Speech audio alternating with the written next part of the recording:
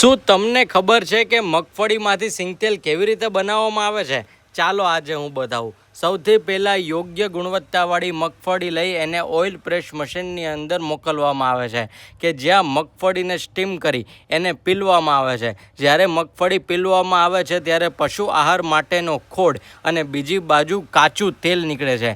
આ કાચું તેલ યોગ્ય રીતે ખાવા લાયક નથી હોતું, એટલે એને ફિલ્ટરિંગ પ્રોસેસમાં મોકલવામાં આવે છે કે જે ફિલ્ટરિંગ પ્રોસેસ કોઈપણ પ્રકારના કેમિકલ વગર માત્ર કોટનના કપડાથી ફિલ્ટર કરવામાં આવે છે. આ ફિલ્ટરિંગ પ્રોસેસ પહેલાં જે કાચું તેલ તૈયાર થયું હોય છે એ કાચા તેલને સ્ટોર કરવામાં આવે છે.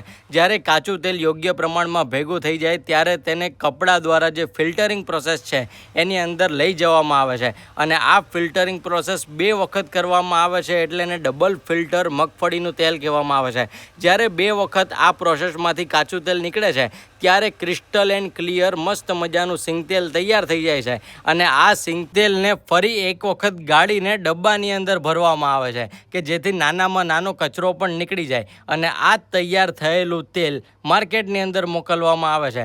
કાન્હા લાઈવ સિંગતેલ કે જે આ જગ્યાનું નામ છે અને અહીંથી તમે પોતાના ઘર માટે શુદ્ધ સિંગતેલ મંગાવી શકો છો અને તમે અહીંયા આવીને લાઈવ પ્રોસેસ પણ જોઈ શકો છો. તો મુલાકાત લઈ લેજો કાન્હા ઘાણી સિંગતેલની.